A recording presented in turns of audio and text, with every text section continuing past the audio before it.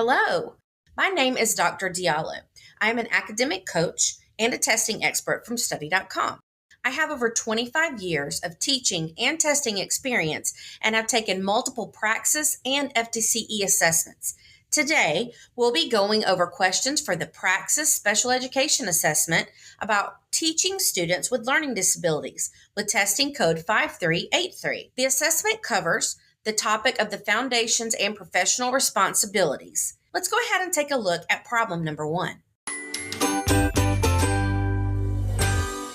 Which of the following terms is used under federal law to describe a student who is eligible for special education services due to having a disability that adversely affects their educational performance?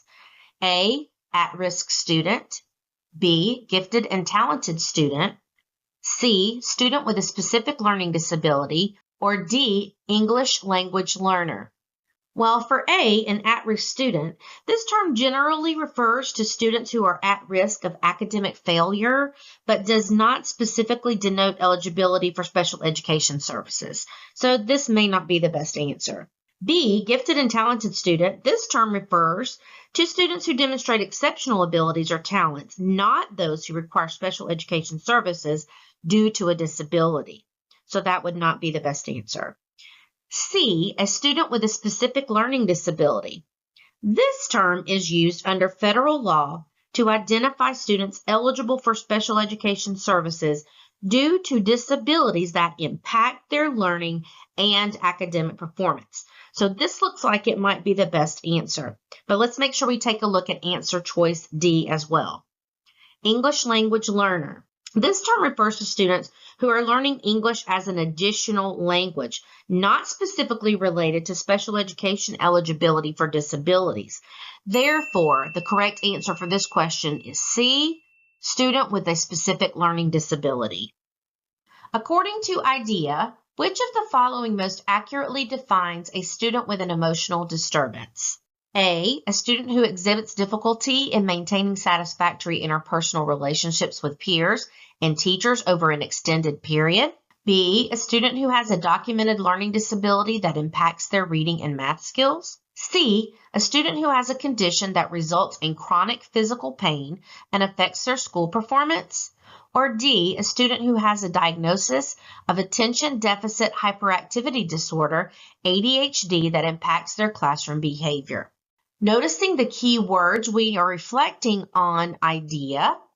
Well, when we think about A, according to IDEA, an emotional disturbance is characterized by difficulties in maintaining satisfactory interpersonal relationships and emotional stability, which does indeed impact educational performance. So this sounds like the answer, but let's be sure to review the other options too.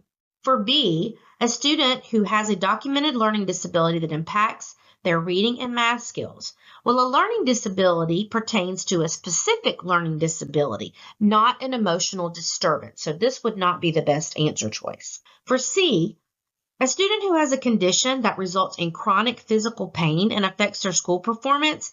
This is not a category under emotional disturbance, but rather a different health impairment. So that would not be the best answer for this question either. For D, a student who has a diagnosis of attention deficit hyperactivity disorder, ADHD, that impacts their classroom behavior.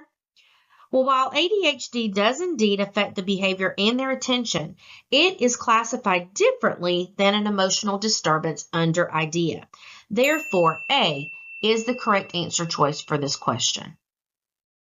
Sam is a student with learning disabilities who is enrolled in a school that provides a co-teaching model. In this model, where would Sam most likely receive the majority of his instructional services? A small group instruction room outside of the general education classroom. B, a separate special education classroom for intensive one-on-one instruction. C, a general education classroom with both a general education teacher and a special education teacher present. Or D, a special education resource room for specific skill-building activities. So when we think about A, the small group instruction room, this model is considered a type of self-contained class, and it does not involve co-teaching.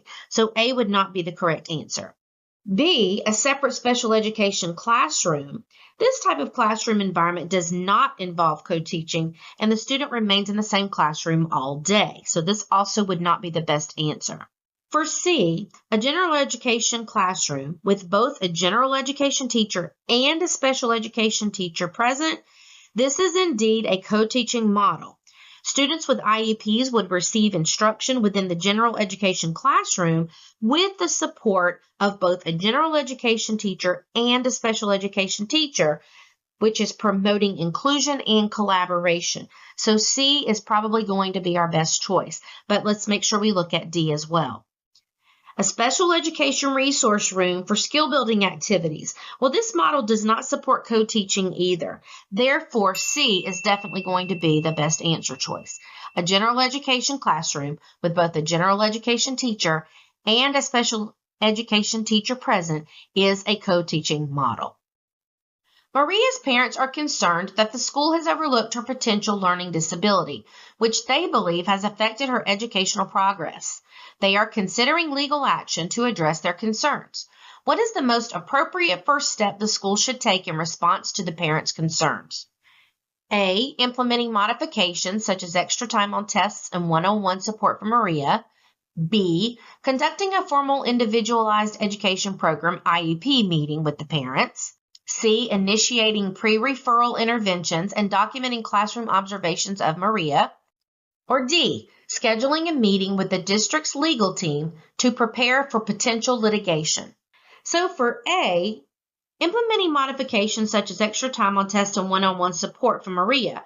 Well, extra time and one-on-one support is not a modification, but rather an accommodation that all students would be entitled to. So this is not the best answer. For B, conducting a formal individualized education program IEP meeting with the parents.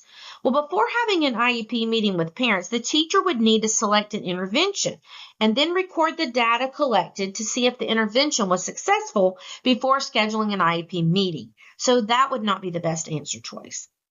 C, initiating pre-referral interventions and documenting classroom observations of Maria. This is the best first action, because we are initiating and allowing the school to gather data on Maria's performance in different settings to identify any specific areas of concern. Pre-referral interventions are a proactive approach to address potential learning difficulties and determine if a formal evaluation for special education service is necessary. So this step can also demonstrate to the parents that the school is taking their concerns seriously and committed to providing appropriate support for Maria. So this is probably the correct answer, but let's look at D as well.